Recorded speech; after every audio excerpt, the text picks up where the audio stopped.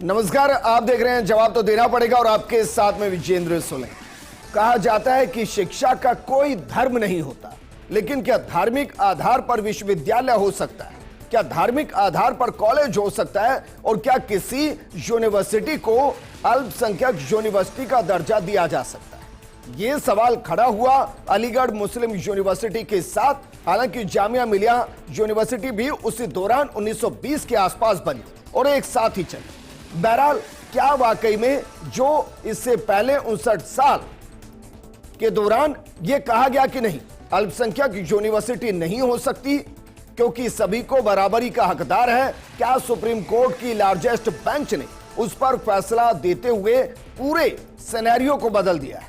क्योंकि supreme court ने निर्धारित नहीं किया कि अलीगढ़ मुस्लिम यूनिवर्सिटी अल्पसंख्यक संस्थान है या नहीं, लेकिन 3 जजों की पीठ द्वारा विवादास्पद मुद्दे को निर्धारित करने के लिए एक व्यापक परीक्षण के लिए महत्वपूर्ण रूप से मापदंड निर्धारित किए। इसमें यूनिवर्सिटी के इतिहास, स्थापना के लिए परिस्थितियां, निगमन, स्थापना प्रशासन शामिल है। अजीज बादशाह मामले के अंदर 5 जजों की पीठ के फैसले को भी सुप्रीम कोर्ट ने खारिज कर दिया, जिसमें यह माना गया था कि यूनिवर्सिटी को संसद के एक अधिनियम द्वारा एक कानून के माध्यम से निगमित किया गया था और इसलिए यह अल्पसंख्यक संस्थान नहीं है। अब सुप्रीम कोर्ट ने कहा कि निगमन स्थापना से अलग है, किसी संस्थान का प्रशासन कौन करता है इस पर भी विचार किया जाना चाहिए, लेकिन जो जजमेंट का आधार है, दर्जा क्या बरकरार रहेगा? और जो 3 जजों को इसे आगे रेफर किया गया है कि वो बाकी त्रुटियों को समझे, उनका समाधान निकाले, क्या वाकई में अलीगढ़ मुस्लिम यूनिवर्सिटी एक अल्पसंख्यक दर्जा प्राप्त यूनिवर्सिटी बन गई है? आज बात इसी मुद्दे पर।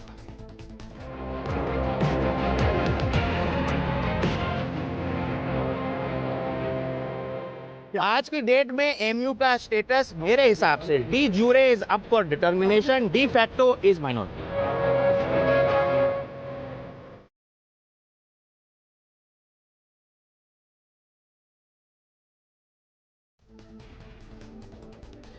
इस मुद्दे पर बात करने के लिए हमारे साथ मौजूद हैं बीजेपी प्रवक्ता विकास सोमानी जी और साथ में मौजूद है कांग्रेस प्रवक्ता राजेंद्र मेघवाल जी। उनसे बातचीत करेंगे और भी पैनलिस्ट हमारे साथ जुड़ेंगे, लेकिन उससे पहले जरा देखिए अलीगढ़ मुस्लिम यूनिवर्सिटी पर 4 जजों का बहुमत से जो फैसला आया उसमें क्या कुछ कहा गया।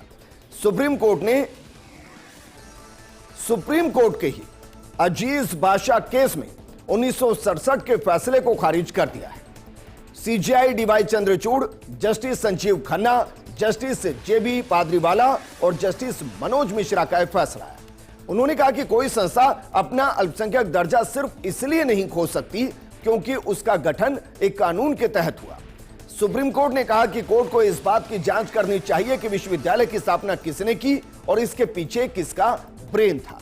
अगर यह निर्धारित हो जाता है कि विश्वविद्यालय की स्थापना अल्पसंख्यक समुदाय ने ही की है, तो संस्थान अनुच्छेद 30 के तहत अल्पसंख्यक दर्जा का दावा कर सकती है। तो क्या वाकई में जिसका जिक्र हम कर रहे हैं वो होने वाला है? और क्या अलीगढ़ मुस्लिम यूनिवर्सिटी एक अल्पसंख्यक दर्जा प्राप्त यूनिवर्सिटी बन गई है? शुरुआत करते हैं विकास सोमानी जी आपके साथ, क्योंकि हम अक्सर ये पढ़ते हैं कि शिक्षा का कोई धर्म नहीं होता, लेकिन अगर यूनिवर्सिटी कोई है और उस यूनिवर्सिटी को अल्पसंख्यक दर्जा प्राप्त यूनिवर्सिटी कहा जा रहा है, तो यह भी बताइए उसके मायने कितने हैं, बाकी धर्मों के छात्रों के लिए उसमें स्कोप कितना है, और आज जो सुप्रीम कोर्ट का फैसला आया उसके मायने क्या है? विजेंद्र जी, इसमें महत्वपूर्ण रूप से कहना चाहूँगा कि जब 2006 में जो अलीगढ़ मुस्लिम विश्वविद्यालय है उसी में मेडिकल कॉलेज हुआ करता था, उसकी सीटों को लेके विवाद आगे आया क्योंकि उसमें जो छात्रों की संख्या थी वो 50% मुस्लिम के आरक्षण के लिए थी। उसी बात को कहते हुए सुप्रीम कोर्ट में आए तो पुराना जो ऑर्डर 1967 में 5 जजेस की बेंच ने जो किया था, उस आदेश में लिखा था कि ये यूनिवर्सिटी जो है केंद्र के कानून से, केंद्रीय उससे संचालित है, इसलिए इसमें किसी प्रकार का अल्पसंख्यक का जो है अब माइनॉरिटी को नहीं माना जा सकता। उस संदर्भ में अपनी बात को 5 जजों की बेंच ने 1967 में कह दिया था। अब उसी बात को निस्तारण करते हुए वर्तमान में 7 जजों की बेंच में से 4-3 का जो फैसला आया है, उस फैसले में स्पष्ट रूप से 3 जजों की बेंच का गठन करने के लिए आदेश दिए हैं। और डी फैक्टो के बारे में भी जो वकील साहब बता रहे थे, जब आपने सुना रहे थे, तो जो तथ्य और जो व्यवहार में हो क्योंकि अपने संविधान के अनुच्छेद 29 और 30 के अंतर्गत ये लिखा गया है कि अपनी धर्म भाषा को आगे बढ़ाने के लिए और संस्कृति को, क्योंकि भारत देश विविधता में एकता का देश है, तो उसको आगे बढ़ाने के लिए एक तरह से प्रावधान दिया हुआ है। उस प्रावधान में कि अल्पसंख्यक अपनी भाषा धर्म संप्रदाय के माध्यम से संस्थान को शुरू कर सकते हैं और उसमें जो प्रशासन हो उस संस्थान उस समुदाय का हो भी सकता है, लेकिन उसमें 30(2) के अंदर क्लोज जो संविधान के अनुच्छेद में दिया हुआ है कि वो सरकार के नियमों के अनुसार संचालित होगी। और उसी बात को लेके जब ये सुप्रीम कोर्ट में जब इस प्रकार का आदेश जो आया है, तो ये मानता हूं कि तथ्य और व्यवहार के आधार पर, क्योंकि डी फैक्टो के आधार पर जो ऑर्डर है उसमें ये कहा गया है सुप्रीम कोर्ट ने भी तत्काल आदेश में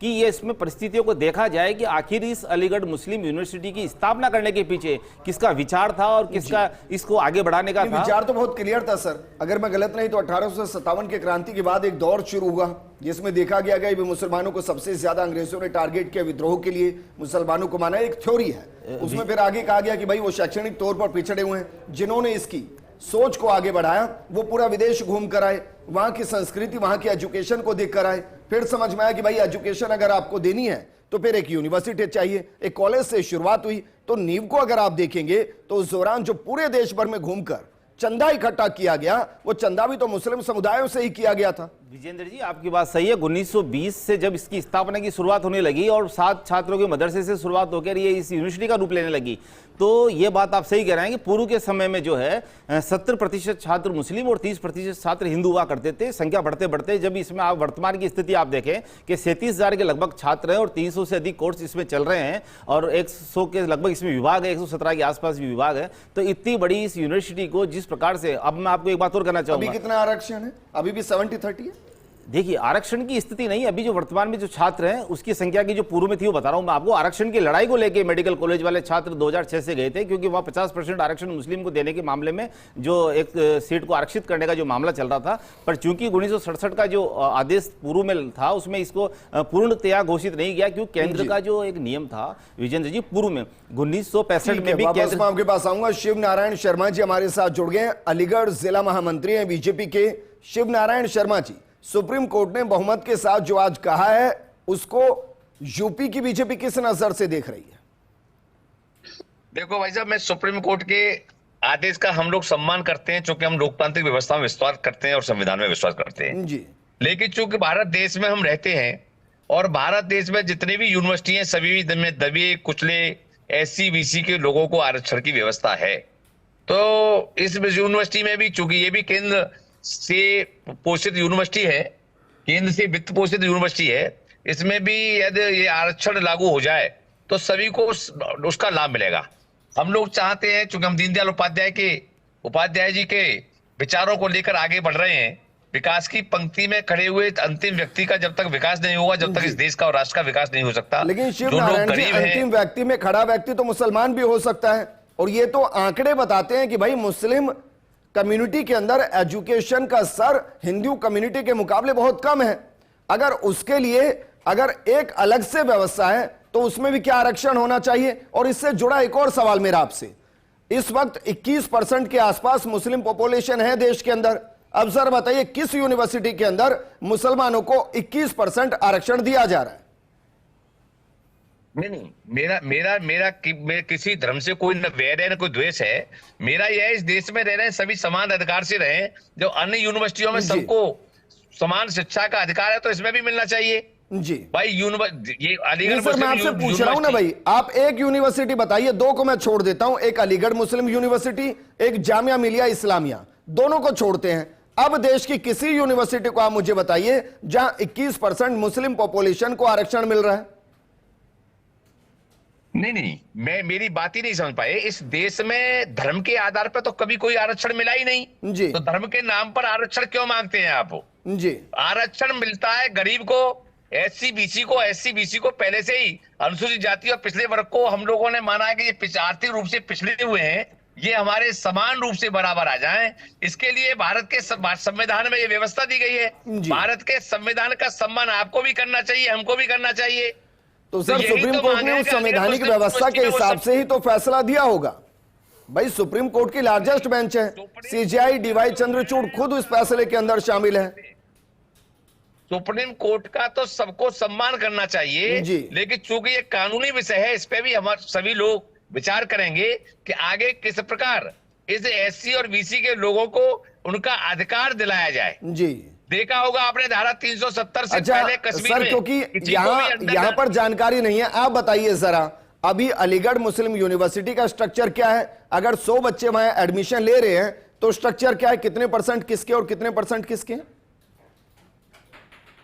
नहीं, अलीगढ़ मुस्लिम यूनिवर्सिटी में 90-95% मुस्लिम समाज के लोग हैं।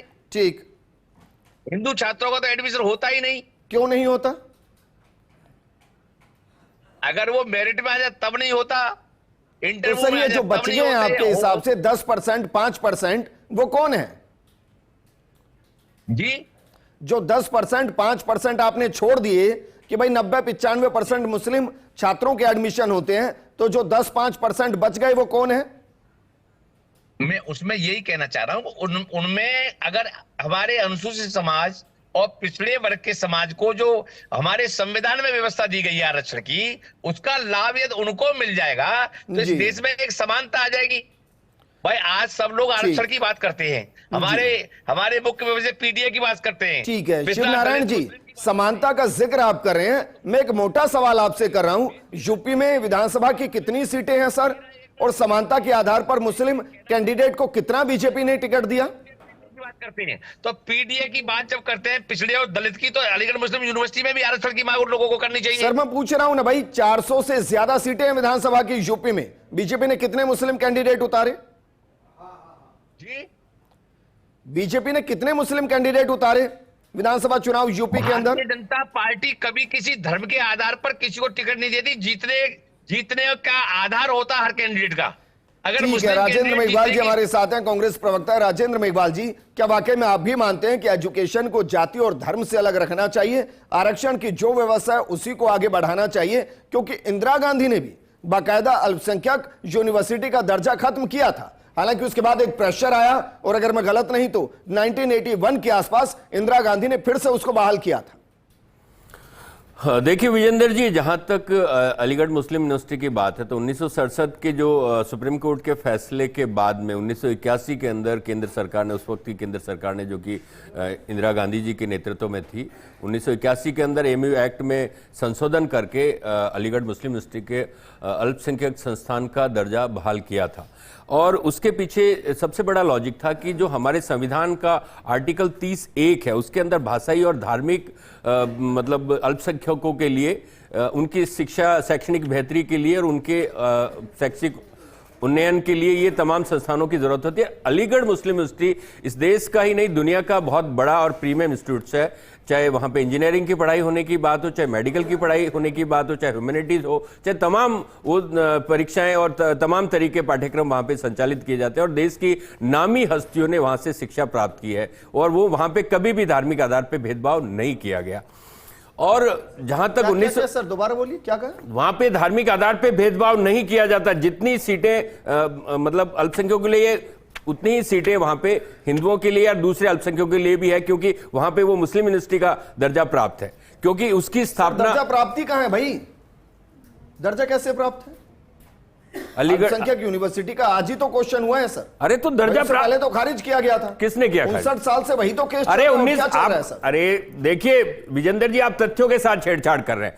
1967 के अंदर सुप्रीम कोर्ट ने खारिज किया, उसके बाद 1981 के अंदर केंद्र ने मतलब एक्ट लाकर, सुनिए ना, सुन लीजिए 1981 में एक्ट लाकर उसको अल्पसंख्यक संस्थान का दर्जा दिया। उसके बाद में 2006 के अंदर इलाहाबाद उच्च न्यायालय ने उसको रद्द किया। उसके बाद में केंद्र सरकार भी, उस वक्त की जो सरकार थी, यूपीए की सरकार थी, उन तमाम सरकारों ने जाकर उसको मामले को उठाया सुप्रीम कोर्ट के अंदर। सुप्रीम कोर्ट के अंदर मामला 2006 में चला गया। 2019 के अंदर 3 जजों की बेंच ने इस मामले को संविधान पीठ को रेफर किया। संविधान पीठ ने जो आज फैसला दिया, आप उस फैसले को अभी तो खुद ही पढ़ रहे थे ना जी, अभी खुद ही तो पढ़ रहे थे कि भाई उसके जो अल्पसंख्यक मैंने तो ये भी पढ़ा कि नहीं आर्टिकल 30 एक अलग बेंच आर्टिकल होगी। 30 मैंने तो ये भी पढ़ा भाई कि 3 जजों की अलग बेंच होगी, आपने जो सारे तथ्यों को खंगालेगी। आपने क्या लिखा? जजमेंट का आधार दर्जा बरकरार। अब बताइए ना, दर्जा बरकरार है। आप इस पे आप कौन सी डिबेट करना चाहते हैं, मुझे समझ में नहीं आता। 7 जजों की बेंच बड़ी या 3 जजों की बेंच बड़ी? आप मुझे एक बात बता दीजिए, मुझे एक बात बताइए, 7 जजों की बेंच बड़ी या 3 जजों की बेंच? 7 जजों की बेंच ने बहुमत से फैसला दिया, बेंच तय करेगी। बहुमत से फैसला दिया और मानदंड पे उन्होंने निर्णय करने के लिए आदेश भी दिया है कि पर्टिकुलर मानदंड। उन्होंने आर्टिकल 30(1) का हवाला दिया है, उसमें उन्होंने कहा है कि दर्जा रहना चाहिए। अब आप इस पे कौन सी डिबेट करके क्या हासिल करना चाहते हैं, मुझे समझ में नहीं आता। डिबेट ना करें सर भाई, इसे एक डिबेट का टॉपिक ही नहीं है ना सर, डिबेट का टॉपिक है ही जा रही है ना।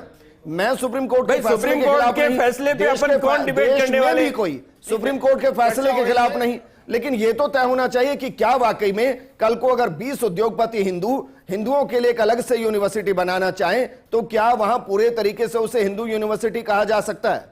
मैं तो ये जानना चाह रहा हूं। क्या बनारस हिंदू यूनिवर्सिटी नहीं है? बताइए ना, क्या बनारस डॉक्टर घनश्याम हरदेनिया जी दोनों का कंपैरिजन करते हैं सर। एक बीएचयू बनारस हिंदू विश्वविद्यालय और दूसरा एएमयू अलीगढ़ मुस्लिम यूनिवर्सिटी, दोनों यूपी के अंदर है सर। क्या दोनों में दूसरे कम्युनिटी, और यहां कम्युनिटी का मतलब धर्म है, क्या उनको एंट्रेंस नहीं है? विजेंद्र जी, यहाँ शिक्षा की बात कर रहे हैं और शिक्षा के लिए शायद ये विषय हमने चुना है क्योंकि शिक्षा पे सभी का समान अधिकार है। 2002 में जब 86वां संशोधन किया गया था सभी के लिए समान शिक्षा, उसके 21A अनुसूची में शायद यही बात ज़्यादा उजागर की गई थी कि शिक्षा सभी के लिए समान होनी चाहिए। उसमें न तो किसी जाति, न धर्म, न किसी भेदभाव के आधार पर कोई भी परिवर्तन किया जाए या किसी तरह से किसी को बाधित किया जाए कि यहाँ कर केवल एक ही शिक्षा प्राप्त होगी। आप सोचिए कि जब अलीगढ़ मुस्लिम यूनिवर्सिटी की 1875-76 में जब स्थापना की गई थी तब 1920 में शुरू हुई थी सर। जी, 1920 में इसको कारीगर किया गया था। 1800 में इसका चालू किया था, कॉलेज चलता था। yes, पहले कॉलेज था। जो सैयद अहमद खान ने जब उस समय पर इस विश्वविद्यालय की स्थापना का कुछ उद्देश्य पालित किया था तो उसमें एक ही विशेष बात थी कि जो अपने समुदाय के लोग जो हैं, जो समान शिक्षा में वर्तमान शिक्षा के आधार पर अपने आप को संतुलित नहीं कर पा रहे हैं, वो बहुत ज्यादा पिछड़े हुए हैं, उनको एक विशेष स्थान देकर के एक ऐसा संस्था बनाई जाए जो केवल अपने संस्था के साथ साथ सभी को समावेशित करके उनके साथ बैलेंस करने की ताकत रखता हो। अब वहां पर उनके आधार पर उनकी जो शिक्षा का क्षेत्र था वो बहुत कमजोर था। उस समय पर मुस्लिम समुदाय की जो शिक्षा का आधार था वो बहुत कमजोर था क्योंकि वो परंपरागत शिक्षा की तरफ ज्यादा भेद, केवल धर्म विशेष की शिक्षा की तरफ ज्यादातर वो उन्नत थे। अब उन्होंने जो शिक्षा ग्रहण करने के लिए कहा गया तो उसमें यह नहीं कहा गया था कि केवल ये मुस्लिम समुदाय, उन्होंने ये कहा कि इसमें सभी समाज के लोगों के साथ शिक्षा उस आधार पर लेके आए कि समाज के जो लोग पिछड़े हुए हैं वो सभी के समान आए और उनका उन्नत एक स्तर पैदा हो जो सभी समाज में अपना एक स्तर पैदा करके और चल रहा था। सर मुझे वो याद नहीं आ रही कि किताब किसकी थी, उसमें था कि जो मकसद था वो कुरान और क्राउन को एक साथ कैसे समावेश किया जाए, यानी धर्म के रास्ते पर चलते हुए कैसे पाश्चात्य की एजुकेशन को इस पूरी कम्युनिटी के अंदर डाला जाए, क्योंकि विकास का रथ वहीं से शुरू होता है। जी तो वो तो बहुत क्लियर था सर। इसी आधार पर मैं कहना चाह रहा हूं कि यहां पर जब उन्होंने इस विश्वविद्यालय की स्थापना की थी तो ये नहीं कहा गया कि केवल मुस्लिम समुदाय जो है वो केवल कुरान के आधार पर चले। सर विश्वविद्यालय तो शुरू नहीं हुआ था भाई, 7 मदरसों के साथ शुरू हुआ था जी। विश्वविद्यालय तो बहुत बाद में आया, उसके बाद कॉलेज आया, कॉलेज के बाद 1920 में आया, लेकिन उस समय पर जब उनकी परिकल्पना थी उसके आधार पर आप देखिए कि जो हमारे देश के प्रथम जो शिक्षा मंत्री बने, मैं सिर्फ ये जानना चाह रहा हूं सर, वक्त की बाध्यता होती है प्रोग्राम में। घनश्याम हरदेनिया जी, वक्त की बाध्यता होती है, मैं ये पूछ रहा हूं कि बनारस यूनिवर्सिटी के अंदर कितने मुस्लिम है, परसेंटेज कितनी है? देखिए 2019 में आप ही के स्टूडियो में शायद मेरे ख्याल से एक यहां पर डिबेट की गई थी कि वहां पर एक मुस्लिम शिक्षक की नियुक्ति की गई थी, उसके ऊपर विरोध किया गया था, लेकिन वहीं के समुदाय ने और वहीं के विश्वविद्यालय के प्रशासन ने उसका साथ देकर के उनको एक विश्वविद्यालय में ही प्रवेश दिलवाया और वो वहां आज 4 साल 5 साल से कार्यरत हैं। अरे सर मैं प्रोफेसर की बात ही नहीं कर रहा हूं भाई, मुझे बताइए ना, सभी के लिए बनारस हिंदू विश्वविद्यालय के अंदर वर्तमान में कितनी छात्र पढ़ रहे हैं और उनमें कितने हिंदू और कितने मुस्लिम हैं? वहां पर किसी भी प्रकार का भेदभाव नहीं है, जो भी वहां प्रवेश लेता है उनकी मापदंडों के अनुसार सभी के लिए प्रवेश समान रूप से। जो भारतीय आरक्षण व्यवस्था है उसके हिसाब से वहां पर एजुकेशन में एंट्रेंस दी जाती है, वहां पर किसी भी प्रकार का भेदभाव नहीं है और ऐसा ही होना चाहिए। और अलीगढ़ मुस्लिम यूनिवर्सिटी बिल्कुल केंद्रीय विश्वविद्यालयों में संस्कृत शिक्षा विश्वविद्यालय के हिसाब से आप केंद्रीय संस्कृत विश्वविद्यालय की बात करें, अगर आप कहें केंद्रीय संस्कृत विश्वविद्यालय में केवल हिंदुओं के प्रवेश होता है, ऐसा नहीं है।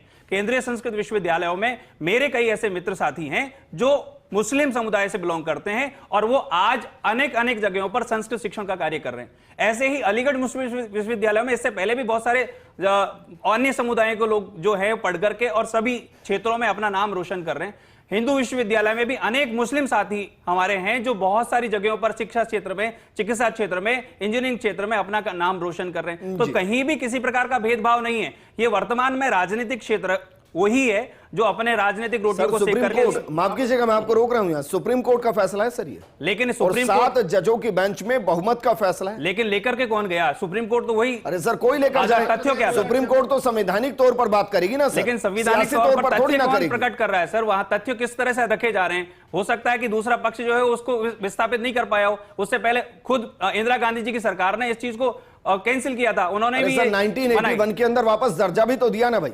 लेकिन वो तो वही पक्ष है ना कि एक जब समुदाय विशेष रूप से उसमें जाकर के अपने आप को पुराने तथ्यों के आधार पर, जब दूसरा विपक्ष जो है वो अपने तथ्यों स्पष्ट रूप से नहीं रख पाएगा तो वो व्यवस्थाएं वही बिगड़ेंगी। ठीक है, शिव नारायण शर्मा जी, सर विरोध किस बात का है? विरोध क्या इस बात का है कि धर्म के आधार पर एक आरक्षण की बात हो रही है, रिजर्वेशन की बात हो रही है, या बात इसकी है कि धर्म के आधार पर ही उसे अल्पसंख्यक यूनिवर्सिटी का दर्जा दिया जा रहा है, या बात इसकी है कि सेंट्रल यूनिवर्सिटीज में जो आरक्षण की व्यवस्था बाकियों में है वो उसमें नहीं है? केवल जो आपने पीछे कहा कि हर सेंट्रल यूनिवर्सिटी में जब आरक्षण की व्यवस्था है, इस देश में हर गरीब कुचले तबके को समान अधिकार, समान रूप से शिक्षा का अधिकार है, तो केवल अलीगढ़ मुस्लिम यूनिवर्सिटी में क्यों नहीं? अलीगढ़ मुस्लिम यूनिवर्सिटी भी हिंदुस्तान में है। अच्छा, तो मैं जानता नहीं क्या जामिया मिलिया इस्लामिया में है आरक्षण व्यवस्था? जी, जामिया मिलिया इस्लामिया में क्या आरक्षण व्यवस्था है? मैं नहीं जानता। नहीं, जामिया यूनिवर्सिटी की मुझे भी जानकारी नहीं है, लेकिन जामिया यूनिवर्सिटी हो या फिर ये अपने अलीगढ़ मुस्लिम यूनिवर्सिटी हो, सब जगह मेरे विचार से पिछड़ों को, दलितों को जो आरक्षण संविधान में व्यवस्था दी गई वो मिलना चाहिए, क्योंकि सभी दल आरक्षण की वकालत करते हैं, सभी लोग संविधान की बात करते हैं। तो सर मैं ये तो नहीं मान सकता कि केंद्र सरकार के वकील बेहतर तरीके से पैरवी नहीं कर पाए होंगे, बेहतरीन तरीके से तथ्यों को सुप्रीम कोर्ट में नहीं रख पाए होंगे। क्या मैं ये स्वीकार करूं?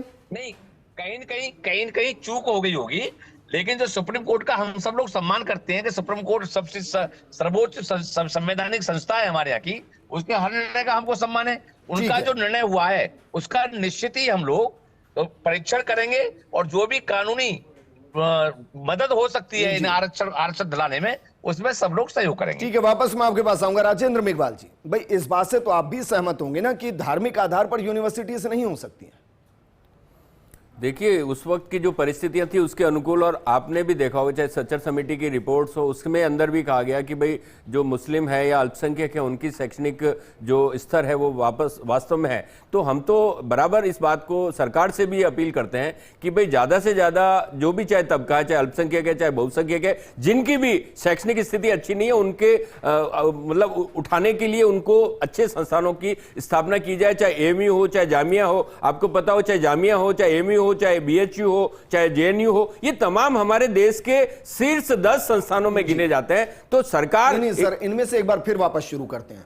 बनारस विश्व हिंदू परिषद या कहें कि बनारस यूनिवर्सिटी, हिंदू यूनिवर्सिटी, क्या उसमें आरक्षण व्यवस्था नहीं है? देखिए, आरक्षण व्यवस्था तो AMU में ही है। अभी हमारे जो पैनल में बैठे शिव नारायण जी ये झूठ बोल रहे हैं। एक्चुअली मैं खुद बता रहा हूं, मैंने AMU का इंजीनियरिंग का एग्जाम दिया था, एंट्रेंस टेस्ट दिया था। वहां पे चाहे मेडिकल का एग्जाम हो चाहे आपका इंजीनियरिंग का एग्जाम हो, एंट्रेंस के द्वारा परीक्षा देने के बाद सुनिए ना, 50% आरक्षण सुन लीजिए मैं क्या कह रहा हूं। वहां 50% आरक्षण है, उसमें भी उन्होंने कहा कि भाई वो जो उनके द्वारा मान्यता प्राप्त शिक्षण संस्थान है वहां से जो बच्चे आते हैं उसके अलावा 50% जो सीटें हैं वो सभी के लिए है। तो ऐसा नहीं है, ये बहुत गलत बोल गए वो। धार्मिक आरक्षण हुआ ना, धार्मिक नहीं है, वो कह रहे हैं देश के। सुनिए, AMU पे भी सुन लीजिए विजेंद्र जी, AMU के ऊपर भी देश का और केंद्र सरकार का कानून लगता है। आरक्षण के वो तमाम प्रोविजन, चाहे SC ST का आरक्षण हो चाहे और आरक्षण हो, वो आरक्षण के प्रावधान लागू होते हैं।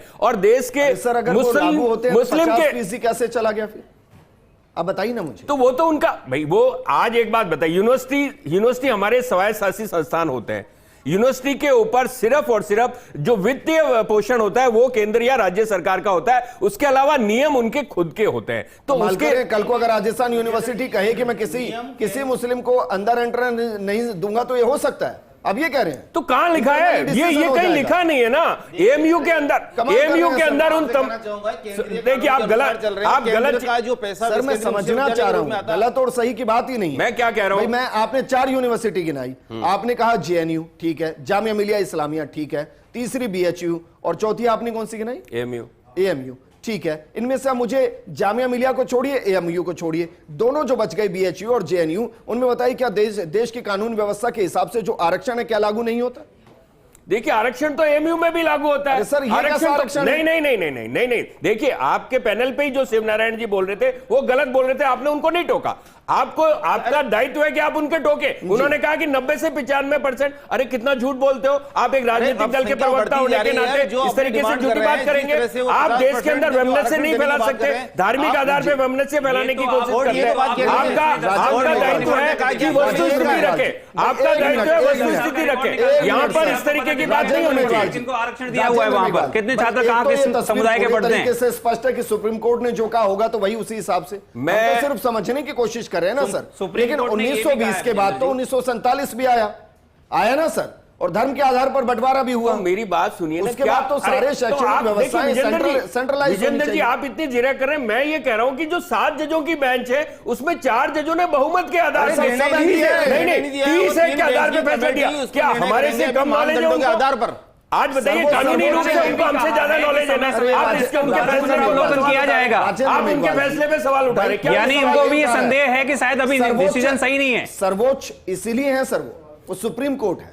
तो कहा ना समझ 4 जजों ने, मैं तो सिर्फ जानना चाह रहा हूं भाई, आर्टिकल 30(1) के अनुसार फैसला दिया है। आपसे पूछना चाह रहा हूं, धार्मिक और भाषाई अल्पसंख्यकों को शैक्षणिक संस्थानों का दर्जा बरकरार रहना चाहिए। घनश्याम जी भाई मैं एक और चीज समझना चाह रहा हूं, क्योंकि जो लिखा गया है उसमें यह भी कहा गया कि अगर इसे एक धर्म के द्वारा ही स्थापित किया गया, उससे जुड़े धर्म के लोगों के द्वारा स्थापित किया गया है, मंशा के साथ किया गया है, तो ऐसा होना चाहिए। अब मैं सवाल कर रहा हूं कि देश के अंदर मानिए 5 हिंदू उद्योगपति 20 यूनिवर्सिटी खड़ी करते हैं और उसके अंदर स्पष्ट रूप से आरक्षण की व्यवस्था करते हैं और उसको हिंदू यूनिवर्सिटी का दर्जा देते हैं, तो क्या मुस्लिम को वहां पढ़ने का अधिकार नहीं होगा? क्या यह संभव हो सकता है? शायद हमारे समुदाय में इस तरह की कोई विचारधारा नहीं है, क्योंकि हम तो सभी को समावेशी विचारधारा नहीं है। संवैधानिक का जो अनुच्छेद 30 संविधान वाली बात नहीं है। यहाँ पर स्पष्ट रूप से लिखा हुआ है केंद्र के नियमों के अनुसार, केंद्रीय विश्वविद्यालय के नियमों के अनुसार, क्योंकि जब आप पैसा ले रहे हो केंद्रीय विश्वविद्यालयों की 2014 नियम केवल और केवल केंद्र सरकार के आधार पर होता है।